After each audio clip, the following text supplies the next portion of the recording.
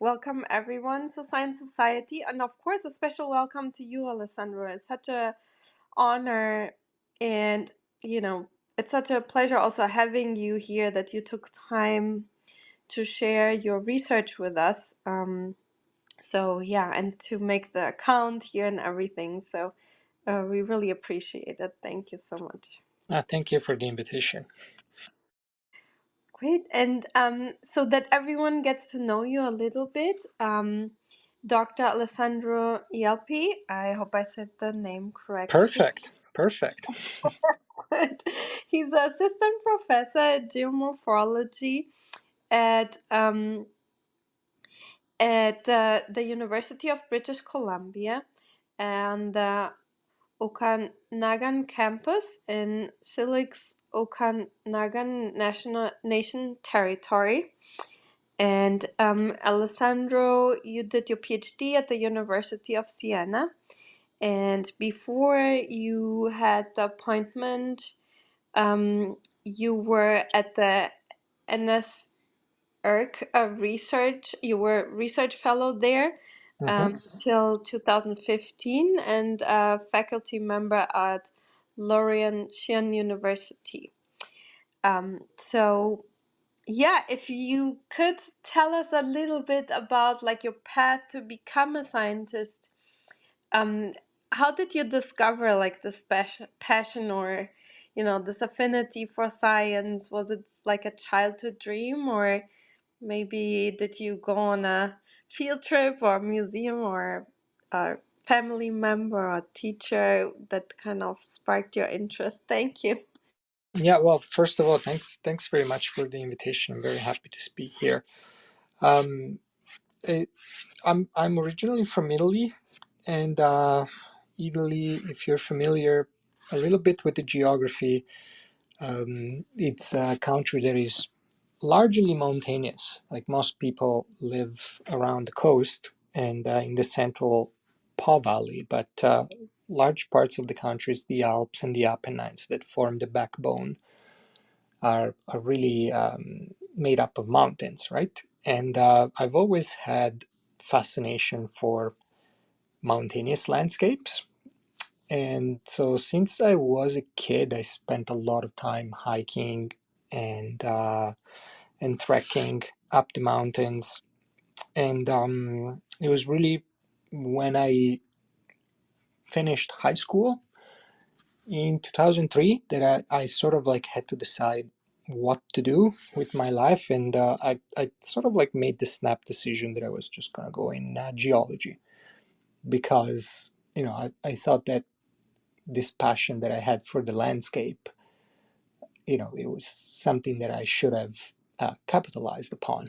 And I fell in love with geology and specifically with the part of geology that deals with the processes that act at the surface of the earth. So the processes that over various timescales account for the evolution of the landscape, mountain building, erosion. And I came to the realization that many of those processes are mediated by rivers. So if you think about it, rivers are the arteries of the land. They move water from the mountains to the ocean. So they're a critical component of the hydrological cycle. And together with water, they move sediment, organic matter.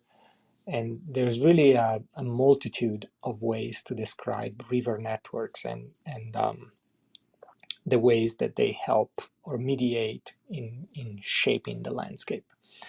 So that's what led me to where I am now to study rivers and how they sculpt the landscape. Yeah, thank you for sharing that. And I can imagine because we used to go to Switzerland in spring and also in autumn sometimes, and the rivers are really, and also the lakes in the mountains, They're really beautiful and very Yeah, different from each other. You know, some are very, very wild and so and large and small, and so I can imagine that this kind of is a really interesting environment to kind of become interested and ask questions. So it's, yeah, I think it's really interesting, and also to think of how kids grow up today, a lot of times that they don't have this exposure to the natural environment as much. So it's kind of really important to preserve it, so also that our intelligence gets kind of yeah, yeah. kind of, Develop. you know, our natural questioning and interests doesn't die. Do you agree that this is important for the Oh, kids? absolutely, absolutely, indeed. Yes, it was central to my development as a scientist. The fact that I was raised in a on a farm, and we were surrounded by woodland. So even if even if it wasn't a vacation, I would still on a day-to-day basis just be exposed to the environment, and that you know especially for natural scientists, be it geologists or chemists or physicists, the exposure to the country is fundamental. Yeah, yeah, that's wonderful. It was always my dream. So we had friends that had a farm, so we would spend, you know, a lot of times as a kid there and help out there. And so yeah, I love that. This was my dream to one day live like that, and now I live in a huge city, and my kids would still love it. So it's kind of interesting that this is repeating. So yeah, I'm so glad that you shared the story, and maybe one day you share some pictures of the farm with us. Yes. That would be really great. Yes. And then from there, how did you then start working on this project? You know, the Arctic is very far away Yeah. from us.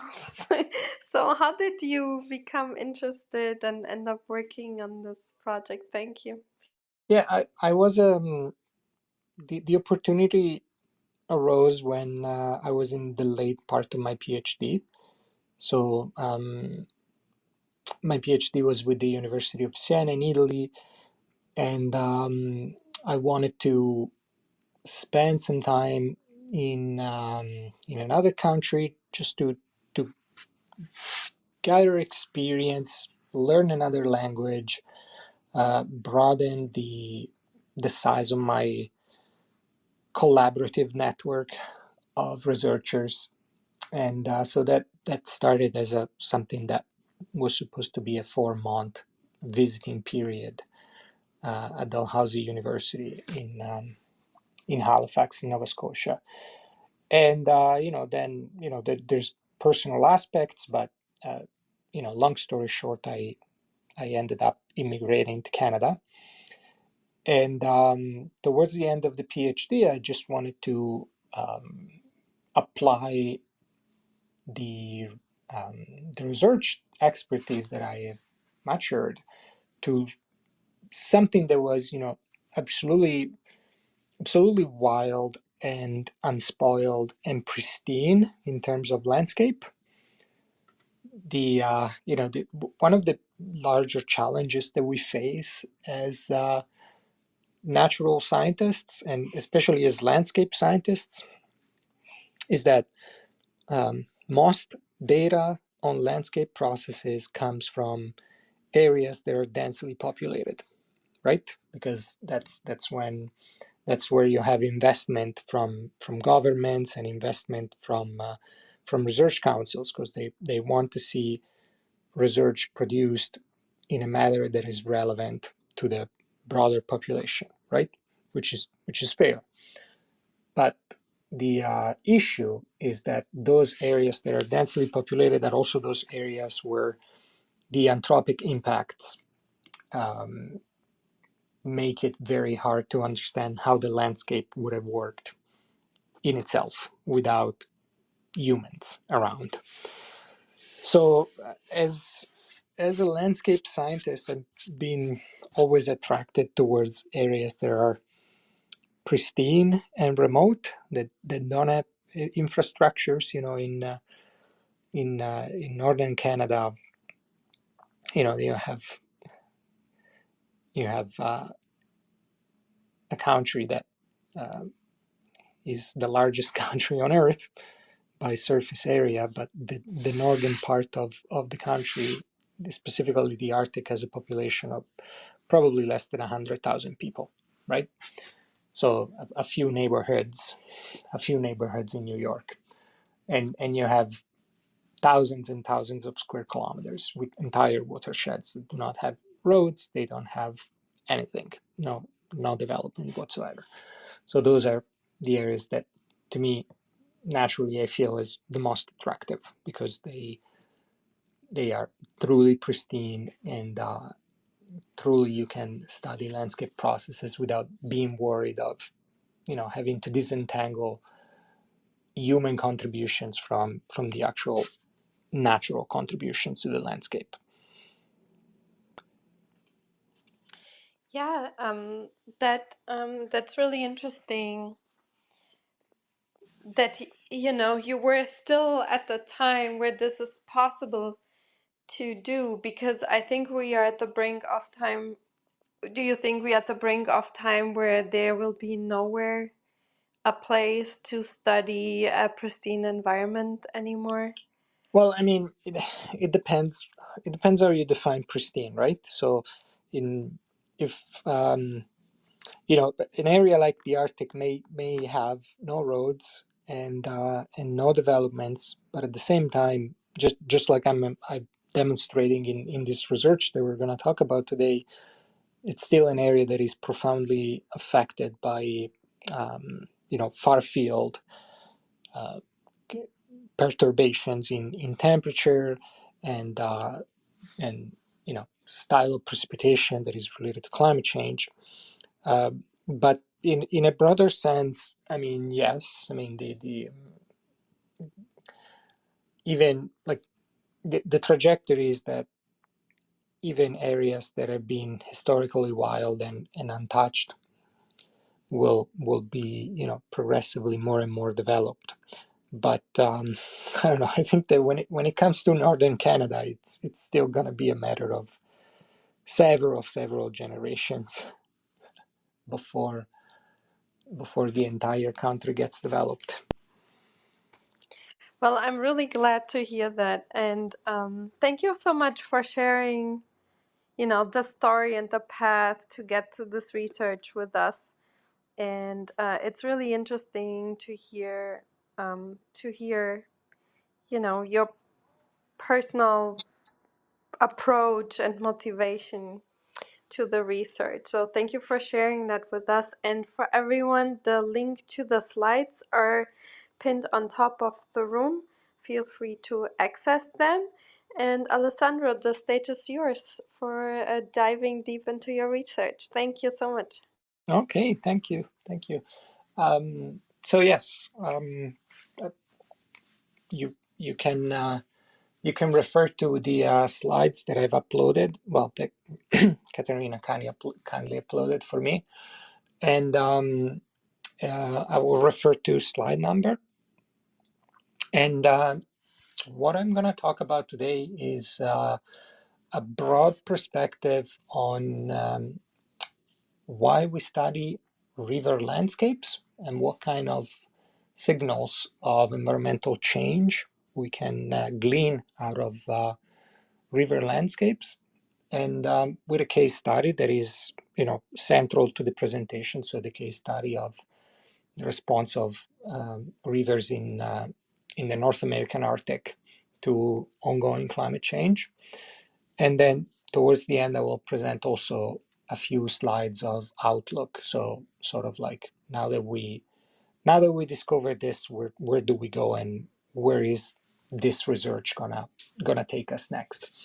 So on the first thing that I would like to acknowledge, if you go to slide number 2, is of course that the campus that I'm based at right now is situated on traditional and ancestral and ceded territory of the Selk's Okanagan Nation, and with that comes the acknowledgement for their stewardship of the land and waters around us. But also, I would like to acknowledge that most of the research that is conducted in northern Canada by my research group is likewise focused on areas that are in traditional and ancestral lands of a number of First Nations. And at the bottom of the slides, you will see the information if you want to know more about these ancestral and traditional lands. So as I go into slide 3, as I pointed out during the early part of this meeting, the motivation to study rivers is that they link processes over a wide span of spatial and temporal scales. So rivers are truly, some have defined them the gutters of the land. Some others have defined them as the arteries of the land. I prefer the analogy with arteries, but indeed they link processes of the planet Earth and with life on Earth. So an example comes by just looking at the basic biogeochemical processes that regulate the transfer of water and organic carbon. So, two things that are absolutely paramount to life on Earth. And if you think about it, you immediately realize that these processes are taking place and vehiculated for the most part on continents through hydrological processes. So, through processes that are organized and delivered by the global river network. And even if we look at an individual watershed, like the watershed of the Yukon River, which is reported on the right side of the slide, uh, this is one example of a continental scale watershed. And just to give you a few numbers, the Yukon passes about 6,500 cubic meters of water every second. And with that water, there's 74 teragrams of suspended sediment, of which about 2 is just dissolved organic carbon.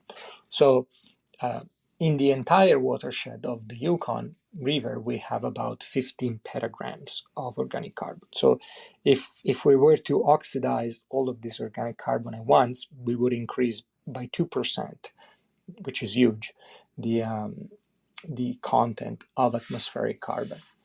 So because of this, rivers really offer an excellent palimpsest to test a fundamental hypothesis, so that watershed disturbance, so alterations in physical properties like temperature and moisture, can impact river processes and can impact the transfer of uh, related to biogeochemical cycles, such as that one of organic carbon therein. So today we're going to go, as I said, through 3 parts. So an introductory part that is just general slides for a broad audience on what a geomorphology looks into a watershed to read the main properties and characters of a river. Then we're going to have applications to the case of Arctic warming, and then the outlook on what this brings about in terms of biogeochemical cascades.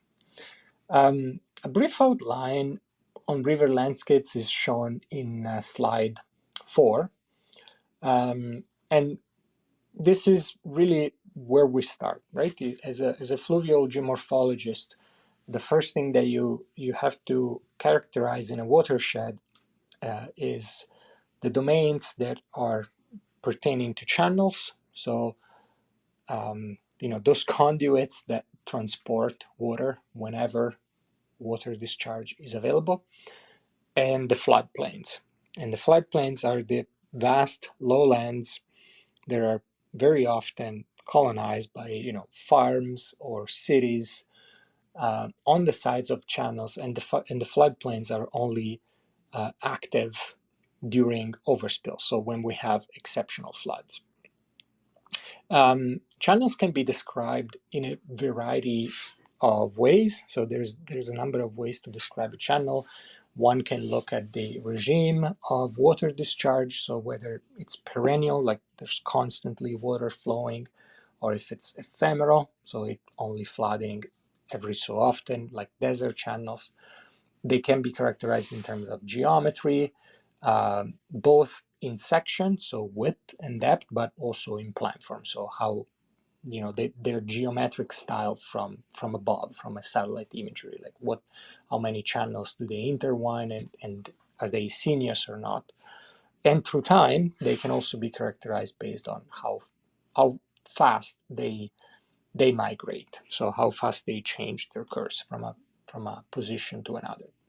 Um, and floodplains are also particularly important because floodplains is where soils develop. So where sediment that is deposited by the river over time, over decades and centuries, can evolve into a soil and grow, forests or grasslands if left undisturbed. And so because of this, floodplains are really important from a geochemical perspective, because that's where most of the organic carbon that passes through a watershed is either stored for a period of time or is fixed through photosynthesis before being eroded. Um, when looking at channels, you notice that the last point that I made in terms of how to classify them is lateral mobility, so migration. If we go and look at slide 5,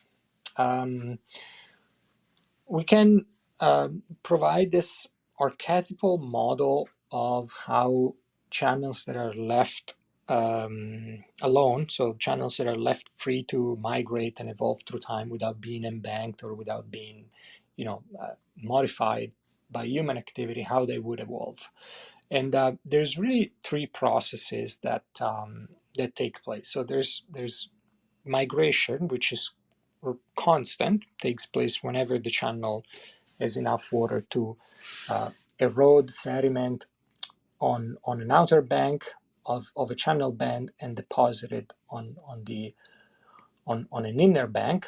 But migration changes the shape of the river and changes the course of the river, and sometimes migration can create very tight bands, and when these bands they connect, they cause a cutoff.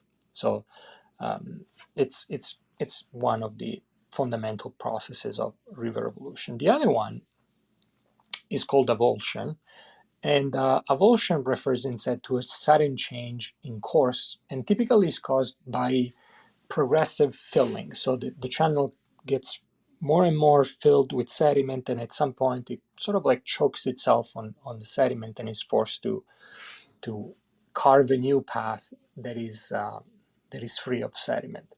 So in other words, migration takes place continually, and every now and then, every few centuries, cut off and avulsion interrupt migration locally. And I don't know if on the slides you have the capacity to see animations, but if you go to slide 6, there's an example that is taken from Google Earth, and it's a time lapse of the Ucayali River, which is one of the main headwater tributaries in the Amazon basin. And a time lapse is derived over 32 years, and this is a particularly active and particularly fast evolving river, but it's just showing that migration, avulsion, and cutoffs are processes that, if one finds the right place, can be observed over human timescales. Migration is something that is particularly important because as I explained, it's the main process that will erode and rework sediment within a floodplain. So in slide 7, you can see that there has been quite a bit of research aimed at trying to model from a physical standpoint um, what migration entails and what pace um, takes. So an example is provided from the Humboldt River, which is one of the largest rivers in northern Nevada. It's also particularly fast-flowing river and particularly important for hydrological resources in the region. So what we do as geomorphologists interested in the behavior of migrating rivers is that we have photogrammetric tools that allow to extract the positions of channel banks at a given time. And we run algorithms that generate a center line, so a line that describes the average position between the river banks. And then we overlap center lines and we have algorithms that automatically extract path lines of migration and conduct statistical analysis on the population of path lines. So when we conduct this type of analysis, one can define a migration rate. So it's a distance, it's a velocity essentially. It's a distance over that is covered by channel migration over a unit length of time. It can be measured in meters per year, for example, with most rivers migrating a few tens of centimeters to a few meters per year. But it's important to note directly that larger rivers will migrate faster and smaller rivers will migrate slower. So a metric that is even more important than migration rate itself is a normalized migration rate with respect to the channel size. And this is the second formulation, the migration timescale. So this is a ratio between channel width and migration rate, and essentially tells you how many years it'll take for a certain river to migrate its own width. And it's a way to sort of like make an analysis, normalized across river sizes. On slide 8, you can see an example of a transect taken from the previous slide with the river that has changed its course from 1994 to 2017. And you can see that there are areas where the banks have been progressively eroded, and on the other side of the river, there are banks that instead have grown.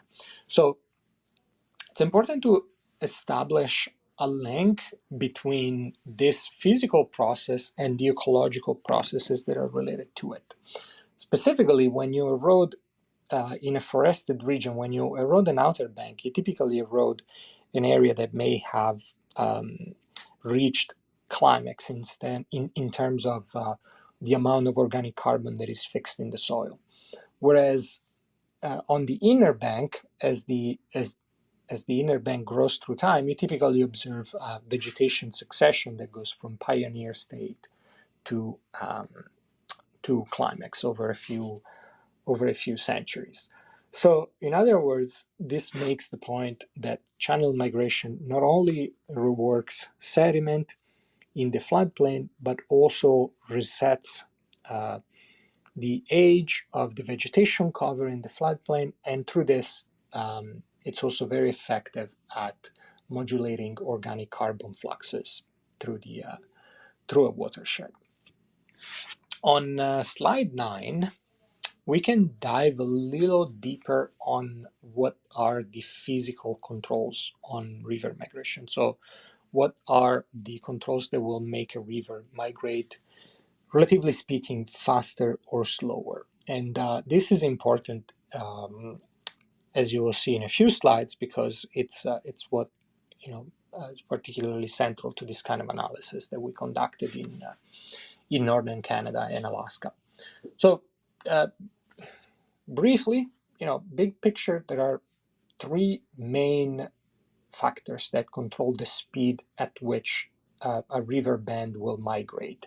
One interesting one is curvature itself. So one depends inherently on the shape of the channel bend at any given point in time, because the curvier a channel, the higher it'll be the inertia of the flow impacting the outer bank. And that, of course, promotes more erosion on the outer bank. So curvature in itself is inherent control on migration. And it's the relationships between curvature and migration rates are rather complicated. They're not linear, but certainly higher curvature relates to faster migration rates.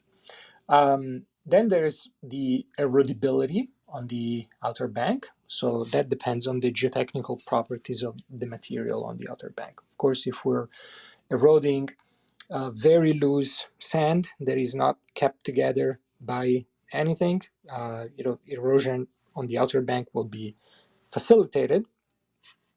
Whereas if we erode stiff, cohesive clays with a lot of plant roots binding it together, of course, that it's something that will slow down uh, migration.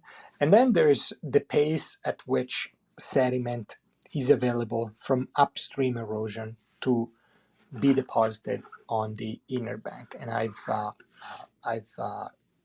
showing that on slide 9 with a plus. So um, over time, the channel sort of like needs to maintain its own width. So for whatever unit of surface area that is eroded along the outer bank, there needs to be sediment that uh, is derived from upstream erosion that needs to be deposited on the inner bank to maintain channel width. So it has been shown that migration rate not only scales with erodibility on the outer bank, but also with the availability of sediment to replace on inner banks. So this, moving on to slide 9, there's immediately a very important point that can be made. So I've described curvature, erosion, and deposition. Now, curvature, I said, it's something that is inherently a characteristic of individual channel bends, but erodibility and availability of sediment is not. So one can change the erodibility of an outer bank, or can change the amount of sediment that is available for deposition by changing physical properties in the watershed. So just taking a broad picture, looking generally at what climate change is bringing in North America, the changes are complex. We tend to think about higher temperature for sure, but there's also more complex changes that are related to the hydrology. So if you look on slide 10, on the right side, you will see that there's areas that are experiencing spring floods, areas that are experiencing more frequent rain and snow events, areas that are experiencing severe drought or increased susceptibility to flash floods or hurricanes or decreased snow cover. So these are all processes that will severely influence the vegetation structure in an area, right? If you make an area um, more subject to severe drought, of course, that over decades that area will witness a shift from moisture prone to desert prone plants, right? And this is just an example. And the key is that the amount of plants on the landscape, so the amount of vegetation, as I said, affects bank erodibility, but it also affects the way that sediment is kept together. So this is an indirect way in which climate change can affect bank erodibility and sediment flux.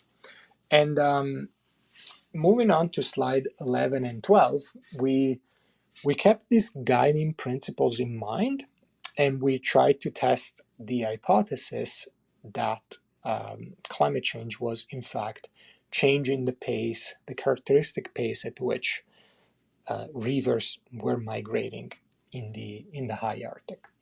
So on slide 12, you can see the data set that we used for our analysis. We looked at 10 rivers, and for each of these 10 rivers, we looked at a reach that had very well developed meanders and sinuous bands where one could track changes in plant form over a period of about 50 years.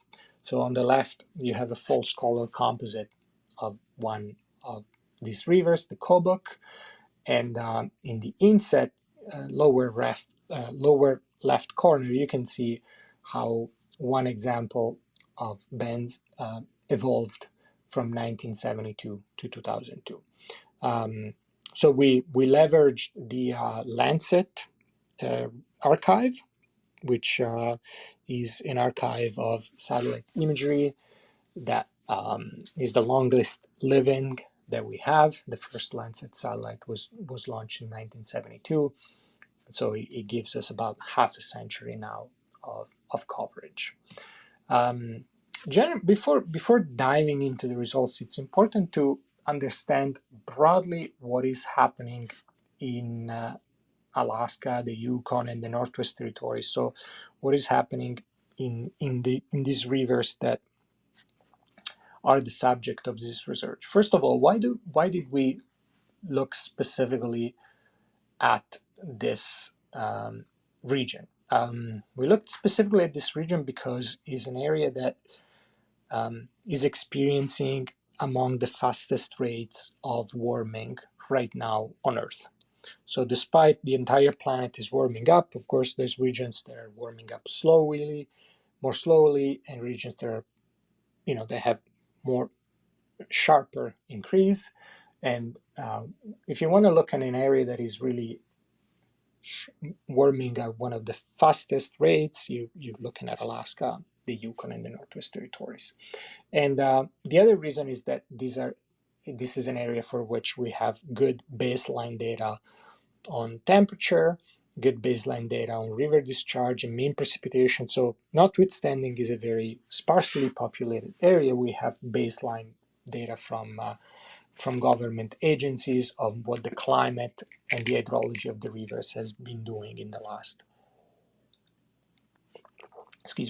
in the last half century or so. So broadly speaking, I'm bringing here the example of the Tanana River, which is one of the main tributaries of the Yukon. On slide 13, you can see that temperature has been increasing, but it's interesting to note that if you look at the trend of the warmest, mean, and coldest temperatures throughout a year, indeed, the sharpest warming is observed when looking at the coldest. So the coldest temperatures have been increasing significantly over the last half century. There is an increase in precipitation. So generally speaking, not only we're looking at warmer climates, but also wetter climate. So we have more snow in the winter that will be available for melt out during the summer months, and during the summer months, less sunny days and more cloudy and rainy days. And together, these two trends have resulted in an increase in discharge. So the rivers are passing more water per unit time, but also they have an earlier freshet during the spring. The freshet is the time of ice breakup and flood, when most of the snow in the watershed melts away and gives rise to this flood wave. So as you can see, there's a few facets to keep in mind. We're not just looking at increasing temperature, but it's interesting to note what metric of temperature increases the most, and the cascading effects on river hydrology. In slide 14, you can see broadly the methodology that we applied. So this is a slide that conceptually is somewhat similar to the one that I've already presented in slide 7. So again, it shows the methodology that we've adopted. We've taken a selected river reach, and we've extracted channel banks through photogrammetry, calculated with some specific algorithms a center line, and then we've compared center lines over time. And we've used an algorithm that is called dynamic time warping. It's a little bit of a fancy name, but in simple terms, dynamic time warping, what it does is shown graphically in the lower right corner of slide 14. So it just compares two time series and generates paths that are considered the most likely in terms of migration. We've applied dynamic time warping to all these 10 rivers over a range of times from the 1970s to 2020. And the results are shown in slide 15. Now, this is interesting.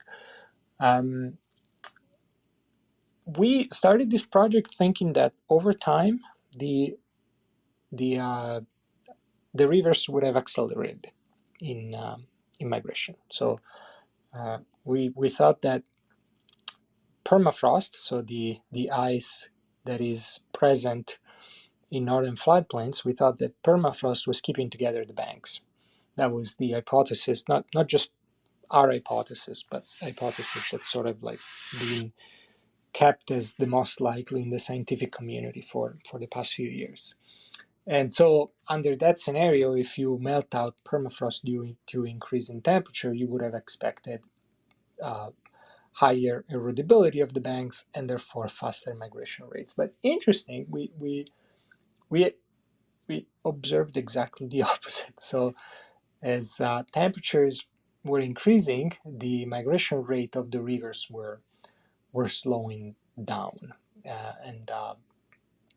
and you can see in the plot to the left that migration rate is plotted as a function of year. You can see that there's quite a bit of dispersion in the data. There's a low R squared, but nonetheless the trend is statistically significant. And it's interesting to note that once we observed these results, we sort of like had the feeling that this was a vegetation story, because vegetation is the other main control on bank erodibility. So we per each river, we calculated the slope of the linear regression, and we plotted that slope of the linear regression in migration rate over time as a function of change in normalized difference vegetation index. For those who are familiar a little bit with remote sensing and photogrammetry, the normalized difference vegetation index is a ratio between spectral bands that satellites can read from the landscape, and it's a metric that describes whether an area has an increase or a decrease in vegetation coverage.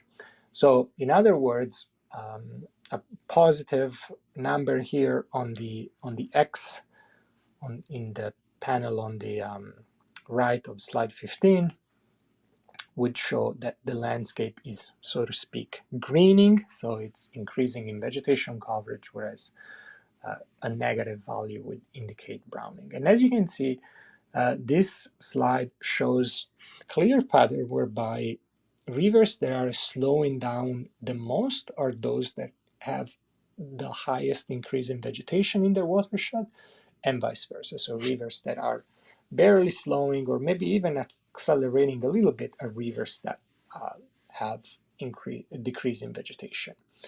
In slide 16, I'm not going to spend too much time on this, but just want to make the point that we've applied a number of filtering methodologies just to make sure that our photogrammetric results were not casual, but significant. And every test that we applied for filtering methodology was successful in demonstrating that the trend that we were observing was not casual, was not an artifact of methodology, but was truly observed. We we tried to take it a step further, just to have another independent line of evidence that the results that we were observing were rooted in a change in temperature and related effects on vegetation. And by doing that, we compared the migration rates in permafrost rivers to typical migration rates of rivers outside the permafrost region. So this is shown in slide 17, in the panel to the left. And to the right, you can see this normalized migration rate with respect to the typical, what you would typically expect for rivers outside the permafrost region as a function of median annual temperature. And again, this plot describes a relationship between migration rate and temperature, whereby rivers that have the slowest migration rate are those in colder based environments, and vice versa. So again, another line of evidence that suggests that migration rates were in fact controlled by temperature indirectly and possibly by vegetation. Now, I said earlier in the presentation that migration rate scales with channel width, and it's controlled by curvature. So we applied another couple tests just to make sure that these two factors were not, you know, bringing their own contribution to the results. And as you can see, I'm not going to go too much in detail here, but if you look at the P's on the two plots here, you can see that both trends here are not statistically significant. So we used that to rule out controls that were not related to temperature. So keeping this in mind, we developed a model whereby in a pre-warming state, we have rivers that function during seasonal thaw, and there's not a lot of vegetation because it's too cold for vegetation, and for vegetation to thrive. And under this situation, there's relatively high seepage of water during the seasonal thaw from the banks. So hydrology that is essentially an active layer hydrology with only surface water and not a lot of groundwater in the system.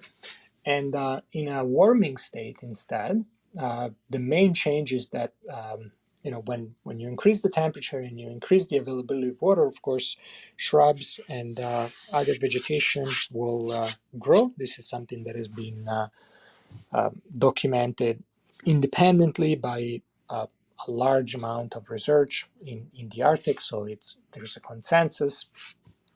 So we hypothesized that the main effect is bank strengthening by shrubs that are growing, but also allied to that, there's a shift to groundwater hydrology, whereby most waters during the seasonal thaw, move in the ground, and there's not a lot of seepage along the channel banks that may favor erosion. Now, this moving on to slide 2021 and 2022, now I'm moving on towards the outlook of these results. And I'm going to circle back to the fact that channel migration has a demonstrated effect on modulation of organic carbon in a floodplain.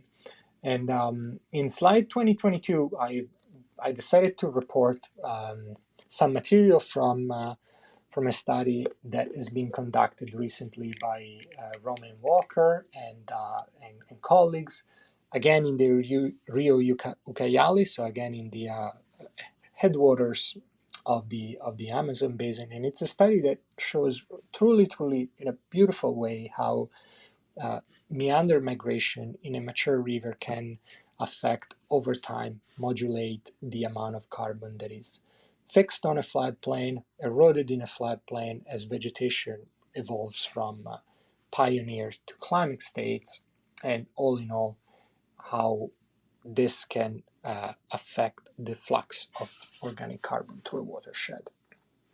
So in slide 23, you can see a general introduction on how to look at fluxes of organic carbon through a watershed. There are a number of sources. Organic carbon can be just eroded from rocks that stored it in the geological past, or it can be eroded from live material in the wood or soils in the watershed or on outer banks, but can also be uh, deposited during overspill. Some can be lost just through mineralization or oxidation. Some can be fixed directly from the atmosphere as plants grow in the floodplain, and some will just be eventually bypassed through the aquatic continuum and delivered to the ocean. So as you can see, there's a lot of co-acting processes at play, but it's important to note that if you take a transect along an inner bank of a meander, you can expect more or less predictable patterns with the soil maturation, as is shown on the right side of slide 23. With variations on the theme, depending on whether more sediment, more organic carbon is derived from petrogenic or biospheric sources, and depending on the primary productivity of the area. But generally speaking, you can expect predictable patterns. So again, this is an hypothesis that comes from targeted studies in selected bioclimates, but is not being tested, um, with continental distribution. So what we're looking at now that we have this background study on how rivers respond to climate change is we're working on constructing a data set that looks at amounts of total organic carbon in floodplains in various regions of the Canadian Arctic, the boreal forest of North America in Ontario, and Mediterranean to desert climates in the western US with individual case studies that are being compiled. In slide 25, you can see some preliminary results. So again, this is translating from the theoretical palimpsests that are shown in slide 23 to collection of actual field data and what to expect. So as you can see, we have 3 transects that were sampled along 3 sample rivers. The Yukon, the Eagle River up in the Yukon is an example of a river flowing through continuous permafrost. The Sturgeon River boreal forest outside the permafrost region, and the Amargosa River in California is an example from a desert hyper-arid setting. So as you can see, there's changes that are related to the primary productivity of the environment and how much will be derived from erosion in the watershed. But the point is that over time, we hope to be able to collect this data and synthesize them in a predictable model of organic carbon delivery in relation to river dynamics. Specifically on slide 26, you can see what are the guiding hypotheses that are motivating the study. So in terms of what projected organic carbon dynamics we expect in response to Arctic warming, if rivers are migrating more slowly, vegetation on fluvial bars and floodplains should have more time to grow, and that should promote a larger amount of organic carbon fixation through photosynthesis, which is something that we also expect under a scenario of warmer and wetter climate. So again, enhanced floodplain fixation. But at the same time, this will be probably counterbalanced by some loss of organic carbon stock in floodplains, simply because if we lose permafrost, again, we go from an hydrologic regime that is dominated by uh, surface waters to groundwaters. So in slide 27, just to summarize, I've presented how channel migration is a fundamental aspect to consider when looking at the evolution of river systems. It can be applied to a situation of watershed disturbance. So whenever there's an external stress that is changing the physical properties in a watershed, and this can be applied to understand how soil residence and organic carbon residence will change over time, which altogether can be summarized in models of sediment and organic carbon fluxes that can inform budgets of uh, um, carbon dioxide uptake or release into the atmosphere.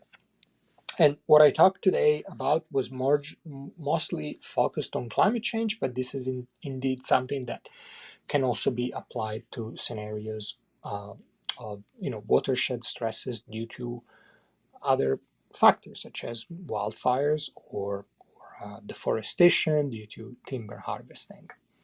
And with that, on slide 28, I conclude. And of course, I would like to conclude with a word of thank you to my colleagues, Mathieu, Alvise, and Pascal at the bottom of the slide, and co-authors on the study, but also all the students, past and present, that have helped me in my research group and have conducted their own little research, in the broader picture of the mandate of my research group. So thank you very much for listening. Yeah, thank you so much for this wonderful presentation. It's really interesting research, and I never, I think, saw such a thorough um, explanation and data in this type of research. So it's really, really impressive to look at, and must have been really a lot of work that you Yeah. just shared with us. So I hope people appreciate the amount of work that this is. So yeah, I want to open it up for questions. Please raise your hand if you have questions or post them in the chat. And I'll just start with a few like general questions, and then yeah, feel free everyone to participate. Um, so it's really interesting to see all these connections you made between between the different type of data, from the plant and different types of roots to the shape, and that then in the end leads to all these different outcomes of climate and probability of uh, wildfires and so on. So do you think that based on your research, do you think there are different types of landscapes? Coming back to our initial research, it comes up more and more in my mind. Do you think that we have soon enough data that we could say this landscape would need kind of an intervention to make it more resilient, or do you think we don't know enough yet to do that? Like systematically maybe plant different types of plants, or widening or narrowing of different rivers, reshaping them because we think that it would turn them more resilient? My feeling, well, first of all, this is more of a question for a policymaker than a scientist. But my so the answer that I give is very broad. But my feeling is that when it comes to landscape processes, there's still a lot that needs to be understood and needs to be learned. So the the premise of many landscape scientists is that before before we are in a position to try to fix it something, we need to understand how it's working, right? And what I've shown is a set of controls on river landscapes that are complex in themselves, and they're also non-linearly correlated. So, a change in one parameter doesn't necessarily lead to a linear change in time. And these complexities indeed require a lot more research. But and that's one guiding principle. The other guiding principle is that typically um, landscapes left to their own tend to restore themselves to the original balance state surprisingly fast. So that most times, rather than promoting an intervention, the best thing to do is just eliminate the root cause of disturbance, and then just let the landscape naturally readapt to its own regional equilibrium. Yeah, thank you for pointing that out. You know, it reminds me a little bit often of the data and the publications surrounding Chernobyl Yeah. that, that nature bounced back pretty well, and Yeah. we kind of know now that human is a way bigger stress factor than any radiation poisoning, which is very depressing, kind of. Yes. Yes. This is yeah, and then there was recently also an article or a paper published about, genome coping basically of different types of animals.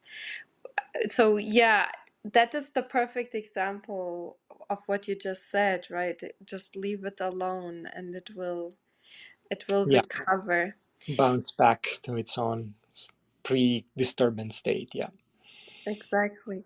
And the other thing that kind of I thought would be interesting is with changes. Are you also considering for the future to analyze maybe soil and sediment data more in the microscopic area? Basically, there's a lot of talk about microbiome of different soils and Yes. people. Yes.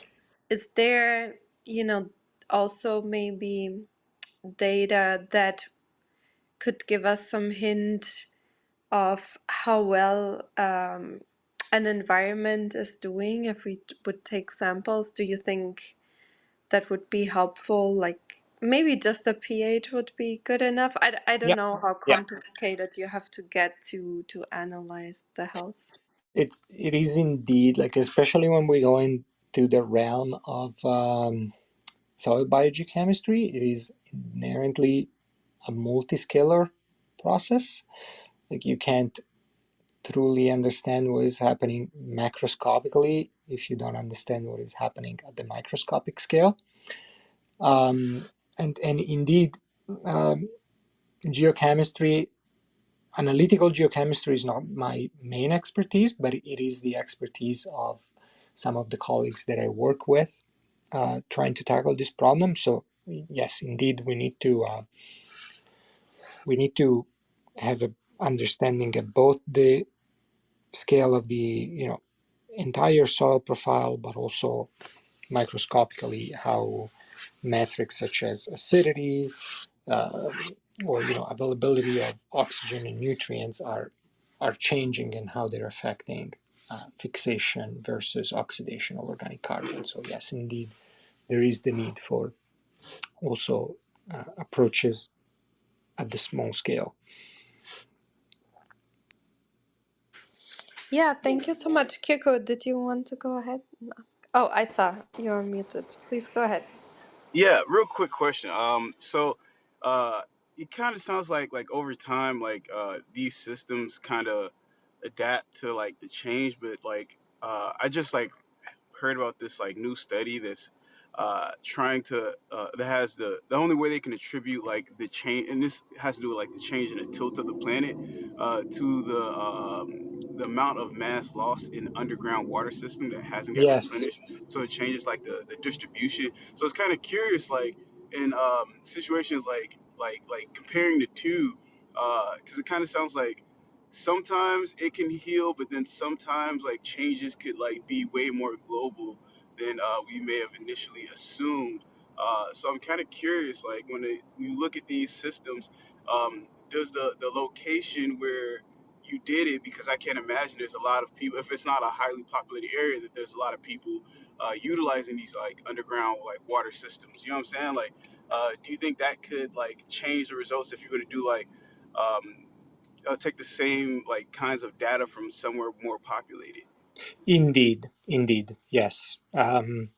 As I pointed out right at the beginning, the my fascination for the Arctic is because it's an area where at least the direct impacts from anthropic activity can be taken out of the equation, and they can be, this is something that leads to a simplification of the boundary conditions. But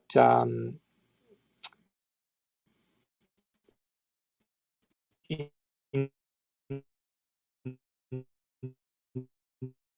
the in the broader scale, once we I don't know if it's just me, but I think you're in have a understood how matrix. the system behaves on Yeah, its own, Alessandro, we have a then hard time hearing you. You cutting out. I don't know if your position maybe changed or something changed with your the next internet. logical step Um, is to introduce the complexity of human intervention and see how things would change if better now. uh, No. wait, can you try Yeah, again? I'm what not. about now? Yeah, now it's Okay. better. But we didn't hear your answer. I'm really sorry No, if no, you have I to apologize repeat. for that. It must have I think that my cell phone signal just went down a little bit. So sorry, I'll just repeat briefly the answer. um the what I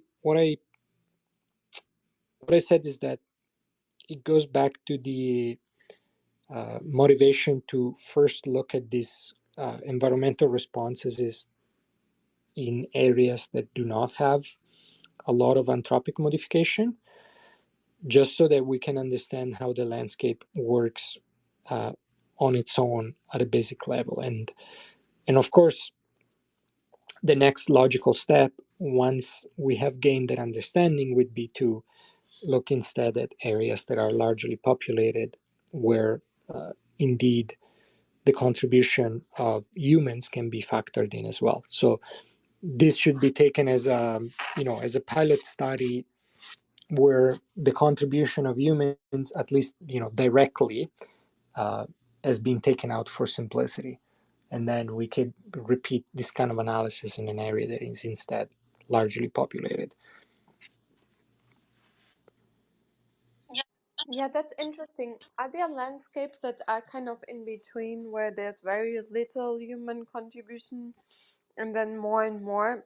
Are there still, the spectra of influences that you can basically add a few factors at a time?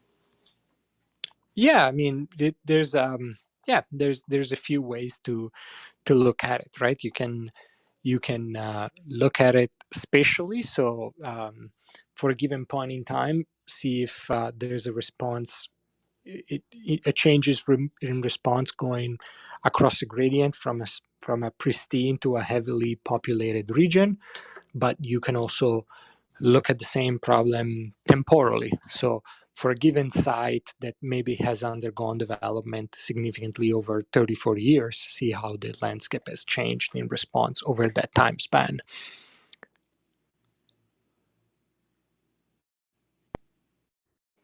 Yeah, that's really interesting.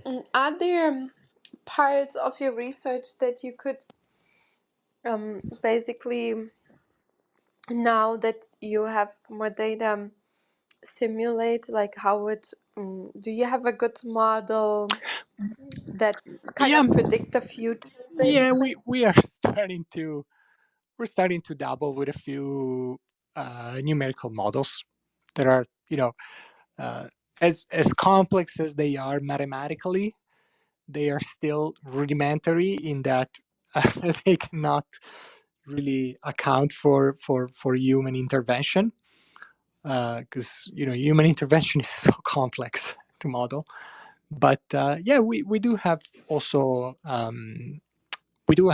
some numerical simulations that allow to understand spatial and temporal evolution of river landscapes. Yeah.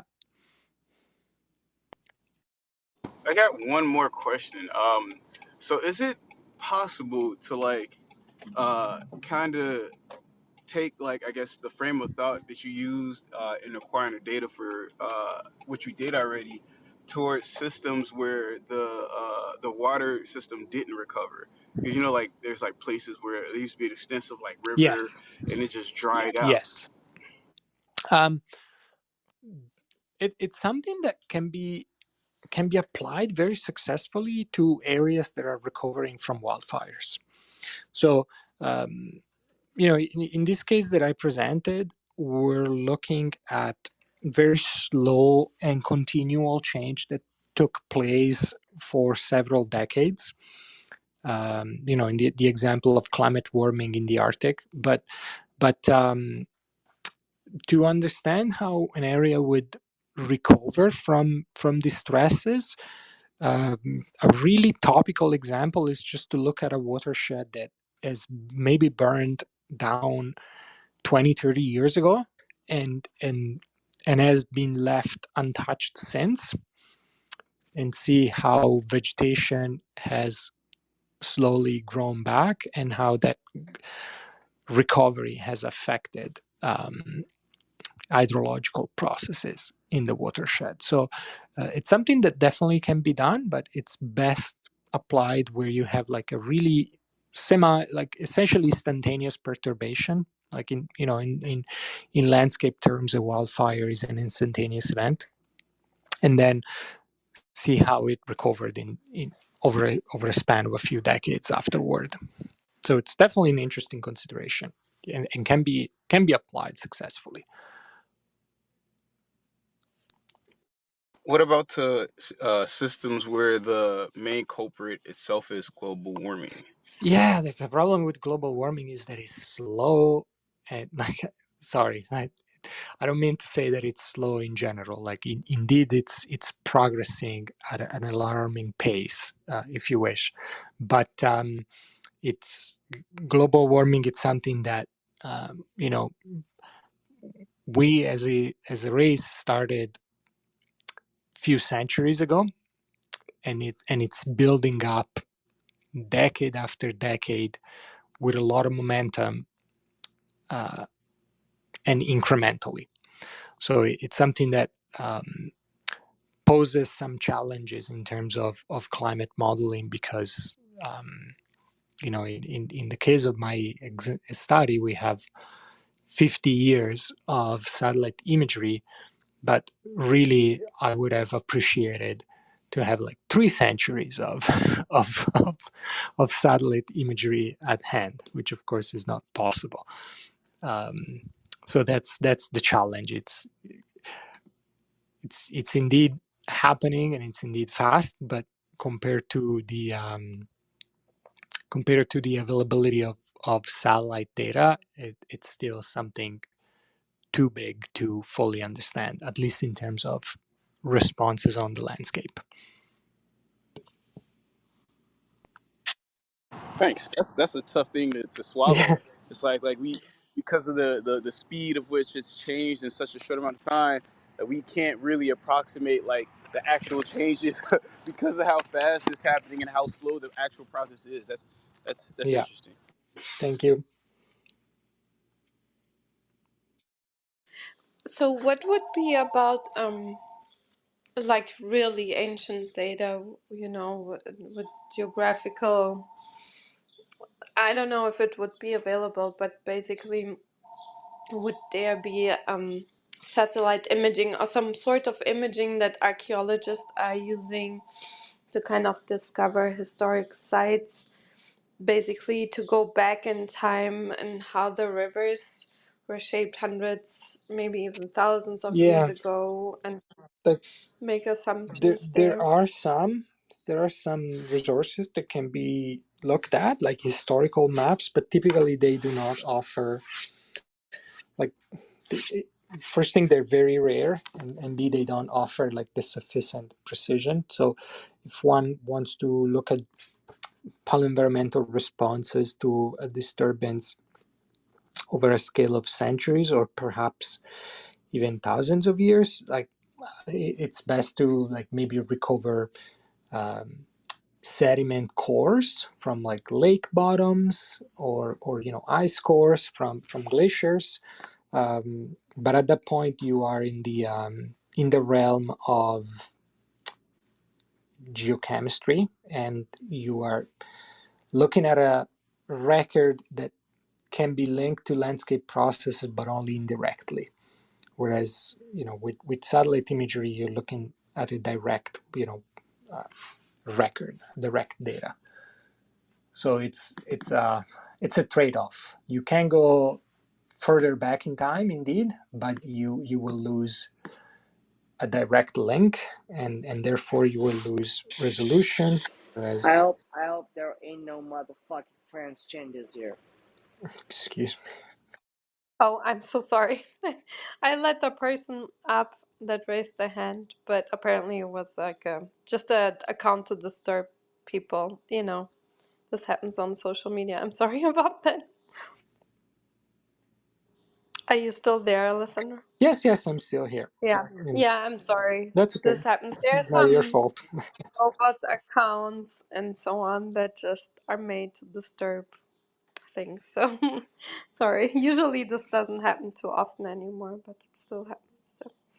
But Eric had the question, but you were still answering, so please go ahead. No, Thank you. it was the end. It was the end of the answer. So the to summarize, yes, there is a trade-off between resolution and an amount of time that um, is integrated in the analysis.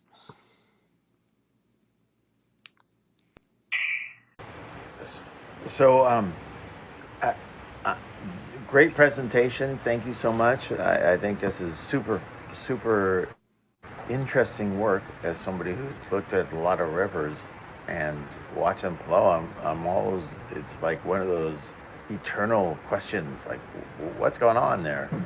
Um, a more just general question is that I sort of have this belief that, and I don't know, this is not exactly your domain, but maybe you have some insight, is that I think that Alaska is facing some serious problems with fires in the coming 20 and 30 years.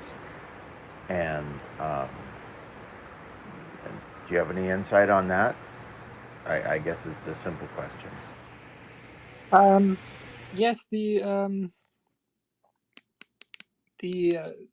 the key to understand wildfire susceptibility in northern environments, I think it's related to the change in hydrology at the surface. So this is something that I briefly touched upon in when explaining the model in slides 19 and 20. So in permafrost environments, you have an active layer. So it's a layer that freezes and melts over seasonally. And then below that, you have permanently frozen ground. So typically in the summer, the active layer, especially in continuous permafrost regions, is waterlogged. Like it's very moist and it doesn't drain, and that it's something that really prevents wildfires because the ground is completely sogged and saturated with water. Not very easy to set it on fire.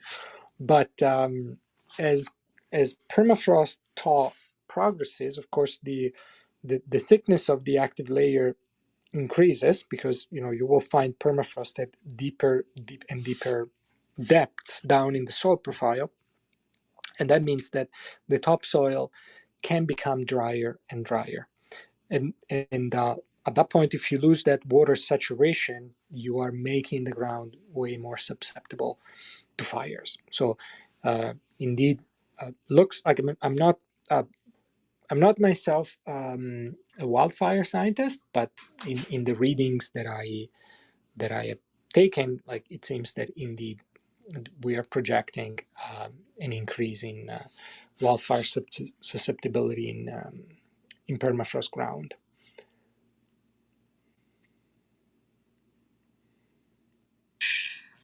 I'm not sure if that went out. I didn't hear everything you said, but I heard a lot of it. And what I heard was increased fire Yeah. susceptibility. Just so those methane burps that people talk about in the tundra. I guess tundra is a different ecosystem than rivers. It's more of like really flat, homogeneous areas where rivers aren't. Is that the case? And then does any of this fit in with any of that tundra methane burps Well, that's a concern? rivers can flow through tundra ground, that for sure. In terms of methane emissions, I am not. I am not sure. Like, as in, I don't have the expertise to answer that. I know that there are uh, dynamics that are uh, critical to the understanding of climate change with respect to methane emissions in permafrost grounds, but um, I do not have. I'm sorry, I do not have the expertise to comment on that. Thank you. You've been is very excellent. Thank you. Thank you. Yeah, thank I you. had Oh, please go ahead. real quick question. So like I'm one of the basic understandings I have of like kind of like certain Earth regions is that like certain regions that have like either more precipitation or like more evaporation, and those go along like certain like lines that go horizontally around the globe. So I'm kind of curious, like in the areas that you took this data from, were they prone to more precipitation or more evaporation, and does that potentially have any effect on the results that you found? Yeah, the general trend is that we're looking at an increase in precipitation, not just an increase in temperature. So indeed, that affects the amount of volume. Sorry, the volume a river is passing uh, in terms of water. So yeah, it's something to consider in the balance of migration rate analysis.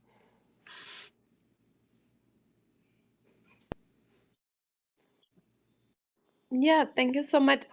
I had one question about. I was thinking about smaller streams. And to are there maybe differences, that you could make assumptions of, um, and how smaller streams over time change in different regions based on increasing air temperatures, and yeah, if this data basically translates automatically to smaller streams? Yeah, there's the matter of scale. There's the matter of scale for sure. So in the study, we made it very clear that we looked at large rivers only for a couple of reasons. Like the first reason is that large rivers are already were already resolved in old imagery from the 1970s that had like coarser resolution. So we sort of like opted for this trade-off where we wanted to look at something that it's only on a certain scale, but had a longer temporal record. And the other important point is that larger rivers tend to like average signals from large watersheds, so they give you sort of like a landscape scale response. That being said, we do not have data to uh, confirm or disprove that the same results will apply to smaller rivers. So it could be that in smaller rivers, for example, the importance of permafrost in strengthening riverbank is higher, and we we don't know that at this time, and we're conducting research to try to answer this aspect. But yeah, for now it's open.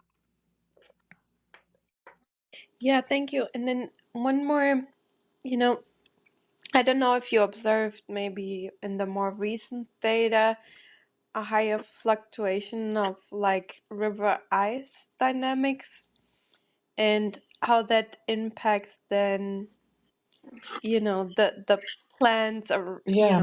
on the river beds and meander migration, or if it's pretty stable still Um, based on your so data. river ice, these are, as you point out, these are rivers that froze during the winter, and then during freshet you have this breakup, and river ice can erode banks significantly.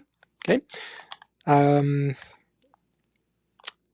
if there is like I'm not sure about the effect, because I mean the the data that we have on hand says that the ice breakup takes place earlier, but it does not say anything about the impact on erosional processes. So it's another one of those open aspects. Like to answer properly the question, one needs data to see how much river ice in relative terms has choked rivers up in the last few decades, and see if it has diminished or increased.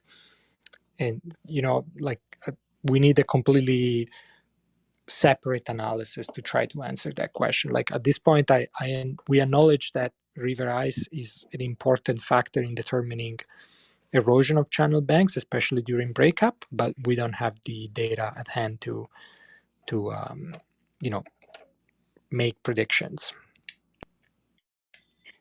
Yeah, that's interesting. So the erosion um happens more upstream, I would assume, right? And if there would be less ice in the future and less erosion, would it Potentially, yes. So maybe? that would be the hypothesis to test. That would be the logical construction, and that's usually where one starts. Right? That we Yeah. have a logical hypothesis, and we want to test it and see if it holds or not. So could it mean that then basically if you have less erosion coming down the river, like less sediments, that downstream, the riverbeds would be more hollow and deeper over Yeah, time and faster yeah, streaming through yeah, and less nutrients yeah. maybe That and would be okay. that would be the that would logically be the hypothesis. Yes. Yeah, that's interesting. Would it always mean that something bad, or would it mean also, could it have like a counteracting effect to less rain and drying out of riverbeds, that you just have more water coming through, so that it's less stagnant in different places, so there would be less evaporation and maybe more water available? Or could there be also a counter? Because we talked about before that kind of a system, these systems have ways to cope, like they have a certain amount of resiliency that we don't take into account. Could that be also a resilience coping mechanism that we don't think of before? Like, does everything mean it will be worse, or could some things mean that things will balance Yeah, out? again, like we try to explain landscape processes just in terms of functionality. Like we were trying to stay in away from better or worse. um, we want to understand how the landscape works. So it, it and that's important because exactly for the reason that you've explained, right? So you don't know until you have a full picture of the environmental response. You don't know what's going to be detrimental and what's going to be instead potentially beneficial over the long term, right? So I can't really answer at length to that. Like my my scope is to more understand the landscape dynamics, and then my work will ensure and inform responses, um, and adaptation strategies. Yeah, thank you so much. I think that's a good and like ending that we don't know what Yeah, will be good and what will be bad, and we have to be careful of making too fast like assumptions and put our human labeling to it, yeah, I guess. yeah. Well, And I think that's really interesting to think about. Do you think, just one more philosophical question, do you think we have kind of this tendency as humans to preserve how things were when we were kids, like to preserve memory and maybe, pictures and also the landscape, and we have a hard time letting go of maybe, change, like, yeah, and yeah. I think in terms of motivation for research, yes, indeed. Like we I think that we tend to gravitate back to the good experiences that we had in our past, and that may influence, not necessarily the results, but the the choices that one takes as to what to study. I think that there's definitely inheritance in that sense. yeah, thank you for that. It's interesting to think about, and that's why it's so important, I think, to talk about research from different research areas and to people like you, because we can learn a lot about our own biases, conception, and we get back to actual facts. Yeah, Because there's so much out there, right, in the media about current research states and what things mean. But I think going back to talking with people like you that are actually doing the research grounds us back to actual facts and what we can do with the actual facts. yeah. So that's why I'm so glad you took the time to share your data and knowledge with us. It was a really wonderful discussion, and I hope you had an okay time at least. And we wish you all the best for your future research. And we will be curious to learn about the future because there are so many unknowns. So it's really Well, interesting. likewise, thank you very much for the invitation. It was a pleasure to speak to you all. Yes, thank you. And yeah, as I said, if people in the future or now still have some questions, write me. I'll try to answer them and yeah, just reach out. I hope to hear you all again. We have a science newsroom on Wednesday. where we go over articles, new articles that came out. And Alessandro, it was such a pleasure. Enjoy the rest of your evening. Thank you. And Pleasure was mine. wonderful. Okay, I'll close the room in 3, 2, 1. Bye, everyone. Thank you.